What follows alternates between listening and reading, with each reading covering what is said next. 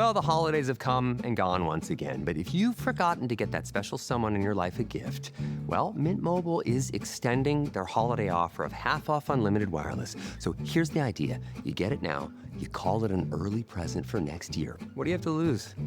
Give it a try at mintmobile.com/switch.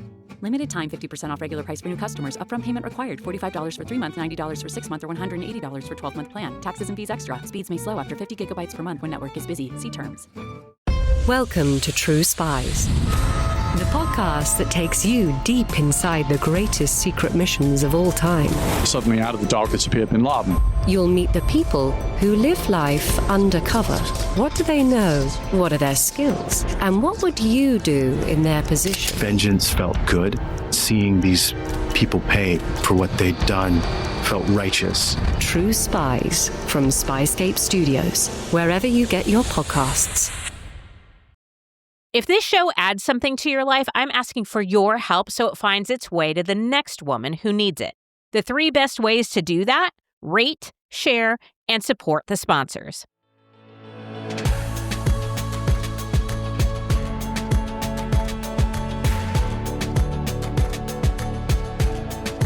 I am Nicole Kalil, and you're listening to the This Is Woman's Work podcast, where together we're redefining what it means, what it looks and feels like to be doing woman's work in the world today, which of course requires confidence, curiosity, and a willingness to get uncomfortable. And today is one of those days where I'm getting uncomfortable in public because our topic is how we can all have better sex. And if your immediate reaction was a mix of intrigue and discomfort, interest and a sudden urge to clean out your junk drawer in avoidance, congratulations, you're in good company. Because for so many of us, sex can sometimes feel like just one more thing in the endless list of things we're supposed to be good at, available for, excited about, and doing, and I put in air quotes, right. As if our bodies, these changing, aging, perimenopausal, postmenopausal, and so many cases childbearing, ambition-carrying bodies aren't already juggling enough. We're out here managing careers, caretaking, calendars, and sometimes crisis.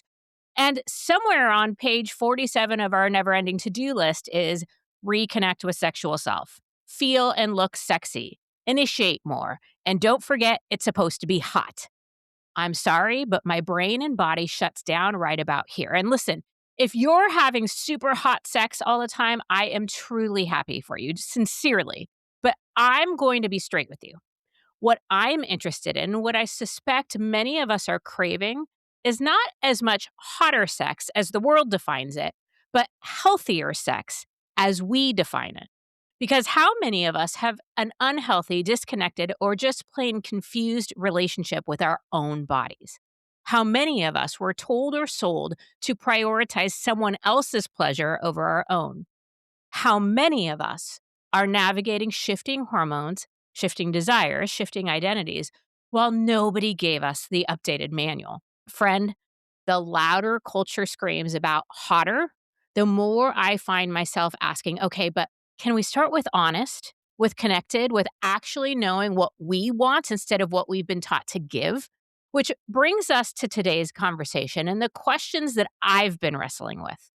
Is my desire to focus on healthier versus hotter sex about the sex itself or about decades of conditioning and expectations that I'm still trying to unlearn? And when I get uncomfortable talking about sex, is that a boundary I'm honoring or a place that I still get to heal? I'm not sure, but we're going to explore this topic through the lens of women's lived experiences, the exhaustion, the evolving bodies, the mismatched libidos, the pressure to perform, the desire to reconnect with ourselves. And maybe for the first time in years, we're going to have this conversation. So thankfully, we have someone extraordinary to guide us. Dr. Nicole McNichols is an internationally renowned human sexuality professor, author, speaker, and the force behind the diversity. God, I can't talk today, friend. No, my name alone is a lot. Yeah. I don't know what my deal is. I usually can talk, but apparently not today. Again, the discomfort is coming through. Okay, you're great. The force behind the diversity of human sexuality, the most popular course in the history of the University of Washington, enrolling over 4,000 students every year.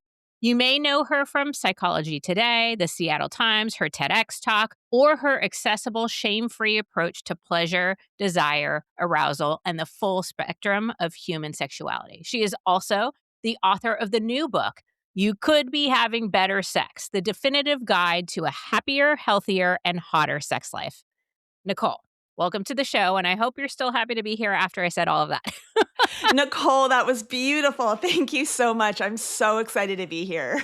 I want to start by asking you just your thoughts or reactions in my opening conversation and where you feel the way I'm kind of framing it is thinking about this first and foremost internally and like how to have a healthier relationship within ourselves, with our bodies and sex. And then that might lead us to hotter and external things. What are your thoughts? Well, that is exactly right, Nicole. And I loved your opening comments because it really speaks to what I think so many women today are struggling with when it comes to having better sex and feeling connected to our bodies, which is the sense that we, on the one hand, are getting all of these messages from the culture around us, from the media around us about what hot, amazing, thrilling sex looks like.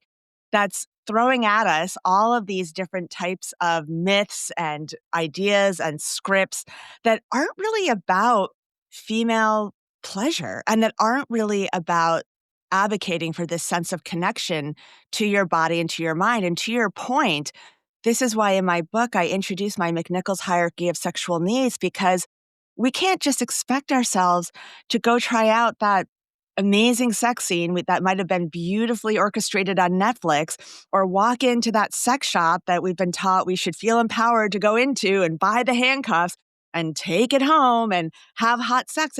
That's not the formula, right? So many people want to feel connected to themselves, want to be having better sex, but they need a roadmap. And so my McNichols hierarchy of sexual needs is really a roadmap that brings you there, and it takes you through the layers of feeling a sense of connection to your body, unlocking what I call your erotic space, your mental erotic space by leveraging your pleasure cycle, and then getting into the social emotional needs of communication and carving out the types of relational contexts that work for you. In other words, are you in a 20-year relationship? And if so, what does the science say is the secret to having a hot sex life in a long-term monogamous relationship? Or are you navigating casual sex and dating? And what does the research really say about how to have a connected experience versus one that's going to leave you feeling really empty?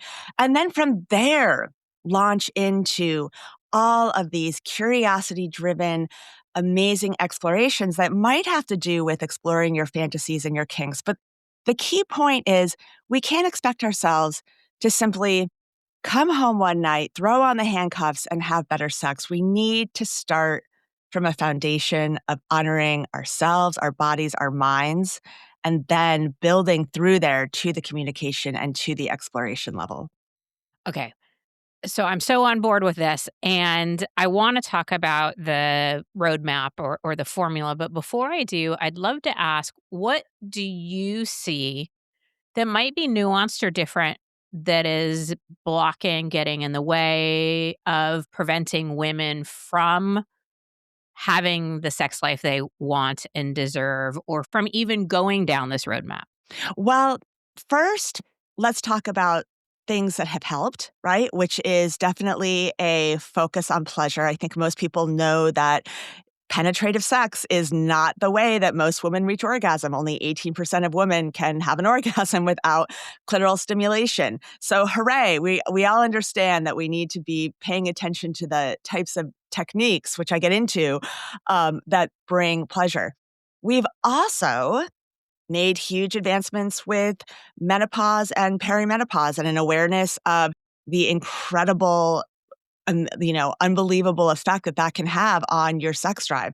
I myself am on hormone replacement therapy. It is a game changer. But here's too. it's amazing. I recommend it for everyone.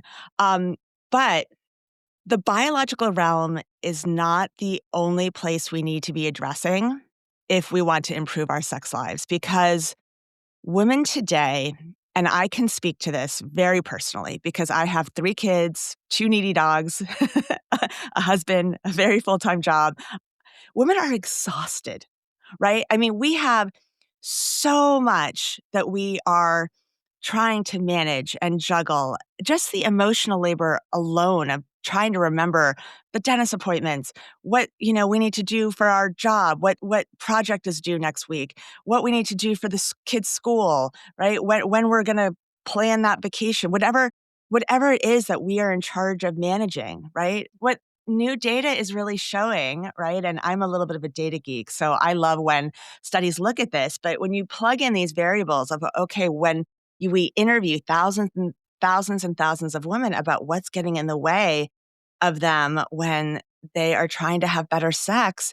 And yes, the hormonal impact is real and that should be addressed, but so are all of these psychological and relational factors, right? And so much of what might be more effective or just as effective, just as important, that deserves equal weight as, HRT or whatever other biological wonderful things you're doing to help yourself, is an acknowledgement that this level of exhaustion, it needs to be managed if we're going to be connecting to ourselves, because we make this mistake where we assume that sex takes place in this own small sphere that doesn't impact the rest of our life, that it is just something that happens with our partner and it is not really relevant or drawing from anything else in our lives. And that's simply not true, right? The energy and pleasure that you are cultivating and feeling in the rest of your life is, of course, going to come into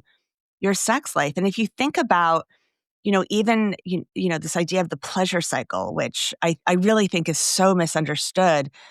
If you're going to be enjoying something like sex, it's not just about the experience feeling good in the moment. It's about that level of anticipation and wanting. And I think that that's really what so many women are struggling with, because this exhaustion and overwhelm is getting in the way. And so how do you really dig into finding a way around to dig yourself out of that exhaustion and overwhelm and feel like you have permission to pursue the sex life that you really want and deserve? So this kept popping in my head, so I'm just going to honor it. I don't know if it totally ties with what you're saying, but I found for myself, and I have to imagine this is true for a lot of women, is one of the bigger challenges is getting out of my head. Yes. And when I was in my 20s, it was more about like, oh my gosh, how do I look in this position? Or can he see this roll of fat or whatever? Like, it was in my head with a negative body.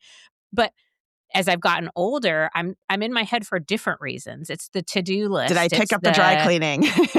Yes. It's the how much time do we have? Oh, I'm so tired. It's, and yes, the exhaustion, but I wonder if this is a common thing where it's disconnected from our bodies because we're so up in our heads about sex when it's happening, when it should be happening, when it's not happening. Any thoughts or reactions there? Yes, this is so common that Masters and Johnson in the 1960s, who brought subjects into their lab, hooked them up with electrodes, measured all of their thoughts and feelings and bodily reactions during sex itself, found that people reported so commonly, and you're right, with younger people, it's often about body image issues.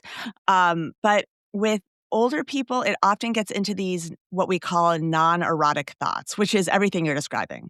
Did I unload the dishwasher? Did I leave the coffee maker on? My endless to-do list. And that's why I think what we really need to understand is, a reframing of what it means to plan pleasure into our lives, because we cannot expect ourselves to go from, I mean, I know the advice of planned sex is something that a lot of people hear. And the way that that's interpreted is, okay, so just, midway through emptying the dishwasher, I'm going to go jump into bed and have sex, right? Set the alarm, have absolutely no lead up. And that is not an effective way to plan intimacy into your life. What you really need to be doing is thinking about, okay, how can I lead myself and give myself space and permission to enter into a mindset at a particular time that, yes, I have planned ahead with my partner so that I know that, that email that I needed to send is already sent earlier in the day, that I've turned off my laptop earlier and done whatever it is that I need to do to reconnect to my body, whether it is, listening to music, taking a bath, getting a massage. There's so much data showing that, couples who enjoy passionate relationships, who have a lot of sex, really set the mood, right? And setting the mood is what takes that intention and planning. So it's not that you're just going to, stop from the rest of your life and jump right into sex, because I think that's when we're usually the most susceptible to those different types of thoughts that can get in the way of our being able to enjoy pleasure, right? We tend to be more in the mood and more able to relax and drop into our body when we are planning for that intimacy, carving out that time with our partner, not in a way that invites a contract, right? I mean, not where there's no ability to say no in the moment if something happens, but just where you're prioritizing each other and giving yourself that space where you're going to, do whatever it is that makes you feel your sexiest. And then on top of that, I really encourage women to really think about, there's so much research from a really brilliant researcher named Dr. Lori Brotto. She's at the University of British Columbia. And her work on sexual mindfulness has been just an incredibly powerful technique that many women have found that can be, it's really no different than other types of mindfulness where, you're kind of focusing on your breath. You're focusing on the sensations in your body. You're focusing on the sexual cues of your partner. You're allowing those to be your guide during sex. You're noticing those thoughts, right? You're noticing non-erotic thoughts. You're like, okay, there I go again, thinking about the dishwasher or the laundry, but, or my job or the school auction, whatever it might be. But I'm noticing that thought and I'm going to let it pass out. Or I see myself making this judgment. I see it and I'm letting it pass away. And so by constantly bringing during sex your attention back to your body, back to the sensations that you're feeling, that's, in her research shown to be an incredibly effective way of coping for people who have different types of sexual dysfunction and different types of trauma in their past history. But it's also just the best way to have better sex, right? When you're bringing yourself back into the present, that is what's going to maximize pleasure. Because if there's one thing we know from all of the data, there's this very famous researcher, Daniel Gilbert at Harvard University. And my initial background before I didn't grow up dreaming of becoming a sex professor. My PhD is in social psychology. I, believe it or not, began wanting to solve the loneliness epidemic. But his research, he's a social psychologist, shows that we are the happiest when we are present. In other words, in a title of one of his most famous papers, a wandering mind is an unhappy mind. And nothing is truer when it comes to sex, when we can be present. And so it's just cultivating a practice of being able to bring yourself back to your body, back to the sensations that are happening, so that you're paying attention to what pleasure feels like to you and not what you're seeing in a script or as an obligation, with that planning piece so that you can enter that emotional erotic space that you've cultivated and given priority to, rather than just expecting it to fall from the sky. Here's my hot take. What if we all gave the finger to resolutions about losing weight and focused instead on gaining pleasure? This year, instead of another resolution that quietly dies by mid-January, more women are choosing something different. They're having better sex. Beducated is an online platform with over 150 courses on sex and intimacy designed to help women explore pleasure in a safe, private space at their own pace from the comfort of their own bedroom. And you don't have to guess where to start. You take their quiz and get a personalized roadmap to sexual happiness. No pressure, no performance, no shame. So if you're done with resolutions that make you feel smaller, try one that actually expands your life and relationships. Click the link in show notes to kick off your journey by taking the quiz. Get your personalized roadmap to sexual happiness with Beducated. sounds like solid advice for life too. I mean, the amount of judgments that pop up, and if we can be in observation or more neutral about them versus it just seems like good advice all around. Thank you. Anyway, I can't, move forward without talking more about the McNichols roadmap. Yes. Where do we start? I know we won't have time to dive deep into every step of it, but can you give us sort of a general overview and maybe dive into a couple points that might be. Yeah, absolutely. So it starts with, first of all, one of the most common questions I get is, should I even bother? Right? Which is the question of, okay, why, I have so much on my to-do list. Should sex really be prioritized? And the answer to that is yes. We do have solid data showing that sexual satisfaction, when you look at longitudinal data, does lead to greater well-being, greater relationship satisfaction. So beginning by making the decision that you could be having better sex and you deserve to be having better sex and you can be having better sex. And so we enter into the roadmap with that frame of mind. And I begin with your physical needs, right? That is the foundation of my pyramid, because if you understand your body and you understand your particular pleasure zones, and in my book, I get into, believe it or not, we have studies looking at tens of thousands of women of the most effective techniques, touch, and I'm talking really intimate things from pattern, pressure, all of these different techniques that can be really used and leveraged and learned to unlock pleasure within your own body, because it really begins with feeling pleasure in your body and knowing how your own body works. Because the reality, Nicole, is nobody craves sex that's not pleasurable. And if we're going to be able to unlock how we communicate to our partner, what feels good, and what kinds of fantasies we want to entertain, we first need to know how our own particular body works within this whole spectrum of pleasure diversity that exists, right? People's bodies are very different. Not everyone's responds the same. So I begin with that acknowledgement. Then I like to get into this idea of reclaiming your mental erotic space, right? Which really ties into the sexual mindfulness piece. And then I really get into this idea of, okay, you've connected to your body. You've learned how to inhabit your mind in a way where you have a sense of freedom, where sex is not becoming something that's obligatory, but more of a path towards pleasure and connection to yourself, and something that you feel entitled to. And then, right, only once we have connection to our bodies and are able to understand how our carve out that space in our mind for sex, then do we begin to negotiate how we pick out the context. And that context might be understanding, okay, what are the research-backed tools for livening up sex in a long-term relationship, which is very possible. There are so many myths out there that get in the way, where women assume, for example, that in order to have a hot sex life, you have to have tons of novelty and lots of mystery, that mystery is the secret to desire, right? Not true. Not at all backed by the research. We can get into that. Or that any kind of casual sex experience is automatically going to be horrible and bad. Again, I'm just driven by what the research says.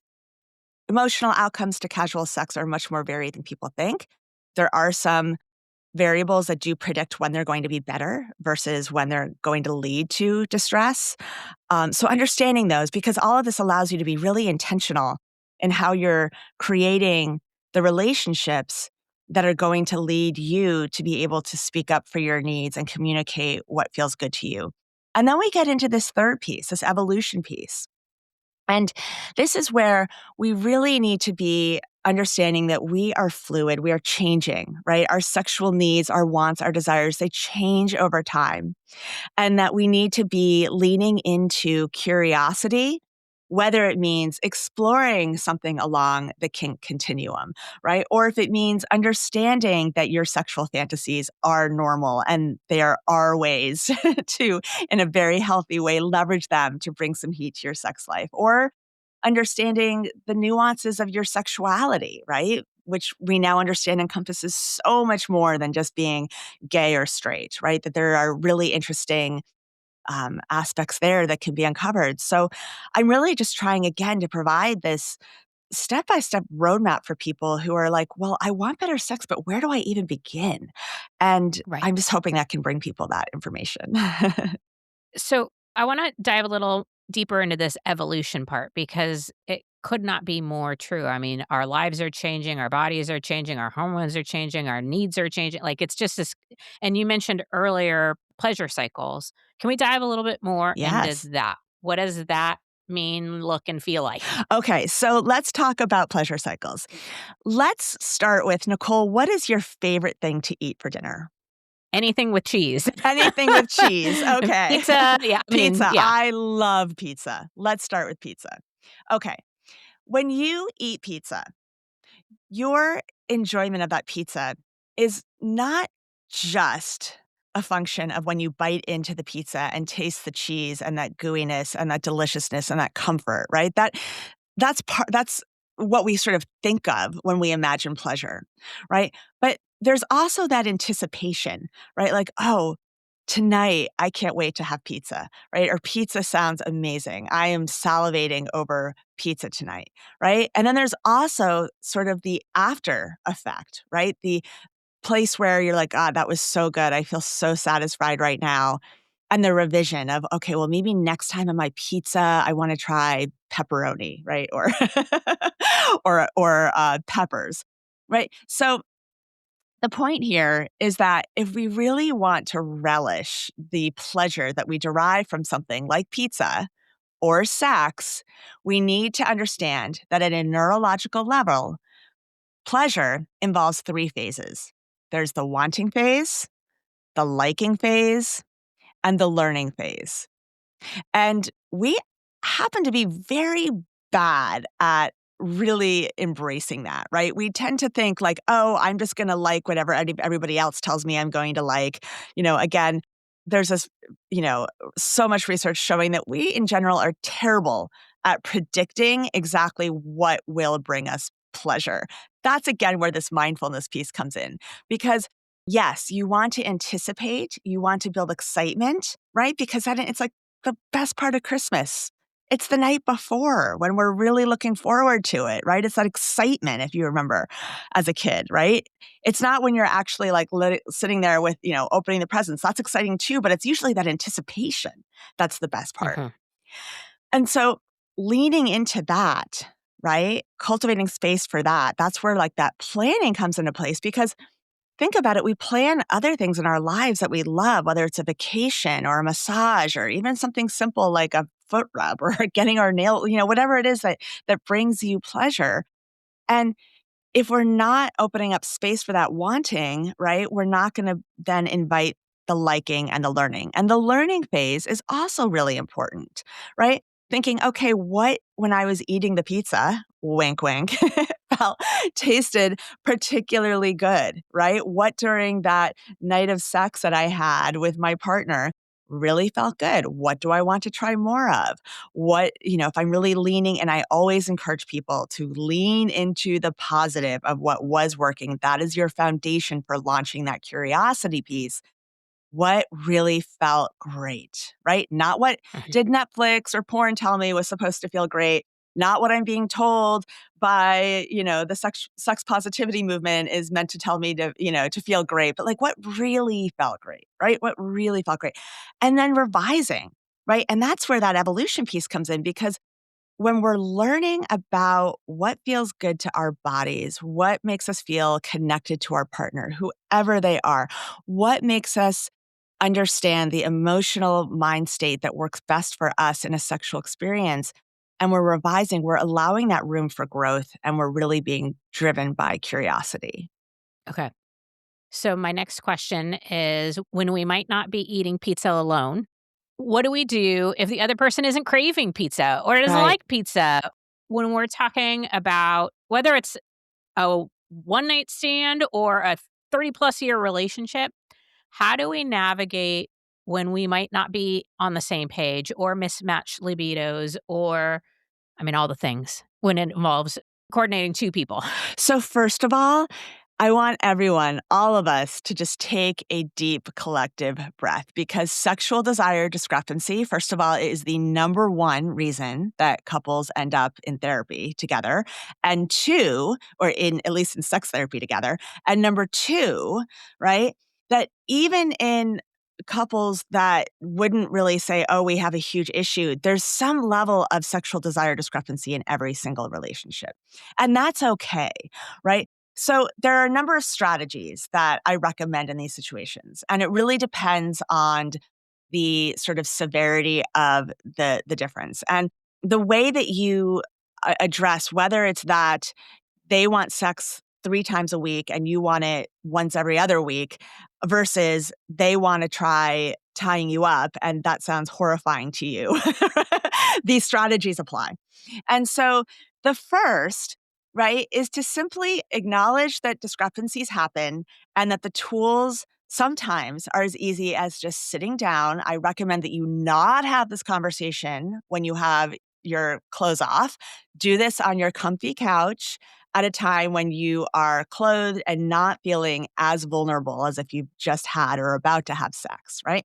And you want to, it could be as easy as saying, could we start to put it on the calendar in a way that's essentially a compromise, right? Maybe one person really only wants it once every other week. The other person wants it 3 times a week. Maybe you could compromise at once a week because sometimes what the person with lower desire needs is just simply an awareness that planning it could help them to get into the mood more, right? And sometimes what the person who and help from their partner, right? Learning how to initiate in a way and build up anticipation for that night where they've really put it on the calendar.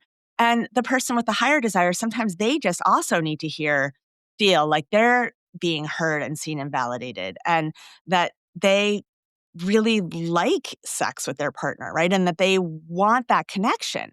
Right. Now, sometimes it's not going to be as easy, of course, as saying, okay, right, let's compromise on once a week and aim for that. Sometimes there's going to be, more of a difference. And, in those situations, again, it's rarely the sex itself that's making us dig our heels in. It's almost always the meaning behind it, right? And so if you start with, the person that has the super high sex drive, is that about the reflection of a need for just sexual release, right? Is it that you just feel like you can't relax if you're not having sex multiple times a week or every day? If it's just about the sexual release, let's please normalize masturbation, right? There is nothing wrong with masturbation in a relationship. In fact, significant data shows that people in relationships who masturbate have more desire, have healthier sex than couples who don't, right?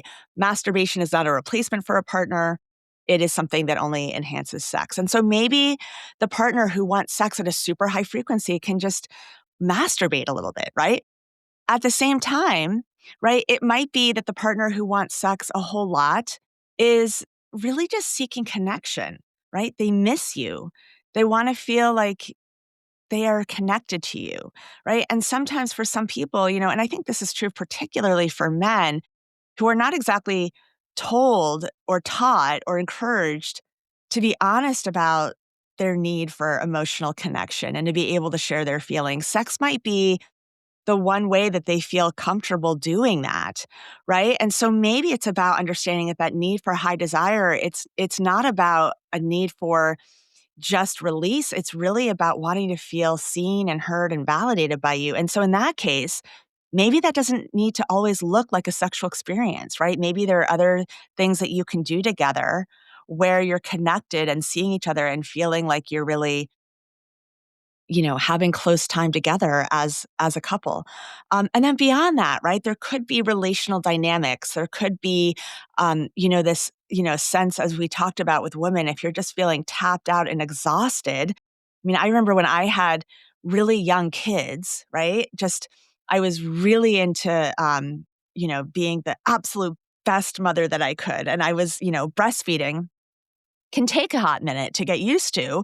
And I was not good at limiting my kids to just, breastfeeding for 15 minutes at a time. It was like these 45-minute marathons where they fall asleep and you have to wait. And, you get into bed at the end of the night and you've been breastfeeding all day, and you're just your partner, and I think so many women have a sense of guilt about this, but it's like, you just feel like, oh my God, it's like one more person's physical needs to fulfill, right? And so it can just, and I remember just feeling so guilty and horrible about that, but it just was true. And what really sort of moved me beyond that was realizing that, this wasn't just about fulfilling another person's needs. It was about needing to feel supported in other areas of my life so that division of work and responsibility was more evenly distributed so that there could be less of a load on me and more of my sort of, energy freed up to be able to connect with my husband in a way that felt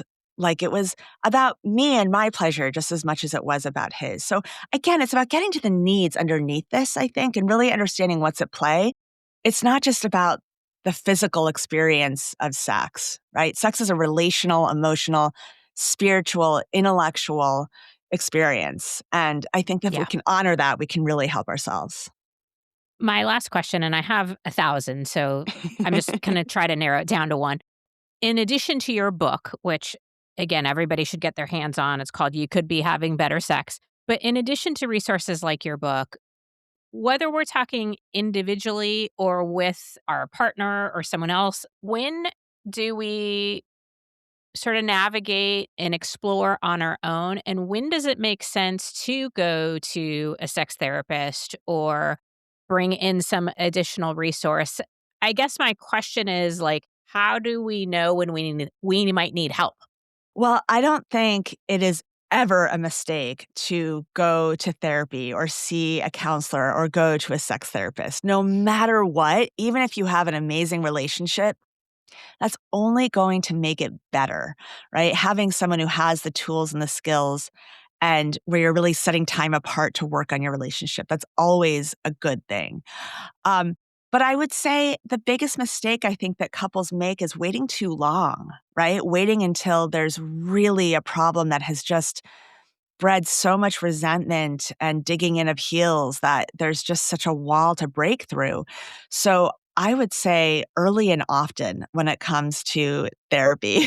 And of course, especially if you're having trouble just navigating through these things and feel yourself, looping, like I would look for that looping back to, well, I need this and you do this. If you've hit a wall, please go to therapy and don't wait. Go early. Great advice. Nicole, thank you for being here today, for having these important conversations, and for speaking out loud things that feel uncomfortable to so many of us. Maybe not for you, but for so many of us. If you, the listener, I want to make sure you get your hands on her book. It's You Could Be Having Better Sex. And you can also follow Nicole on Instagram and TikTok at Nicole, the Sex Professor. We're going to put all the links and all the ways to find and follow Nicole in show notes. Thank you. Thank you, Nicole. This was wonderful. My pleasure. Okay, friend, here's the deal. We can't unlearn in silence. We can't relearn in shame. We grow by being supported, not scrutinized, by being witnessed, not judged, by recognizing that our desires, our boundaries, our comfort, and our pleasure are not only allowed, they're essential. And just like with everything else on This Is Woman's Work, there is no one-size-fits-all version of a healthy sex life. There is no gold star for performance, no universal definition of hotter, no script that you're supposed to follow. There is only what feels true and real and right for you. You are the decider of your sexual self, the same way you're the decider of your work, your worth, your relationships, and your life. Not the culture, not the algorithms, not the expectations you inherited. You. And maybe that's the real invitation, to create a relationship with your body and your pleasure that belongs to you. To speak what needs to be spoken, to learn what you were never taught, and to build something healthier so that if you choose the hotter part, it becomes available too.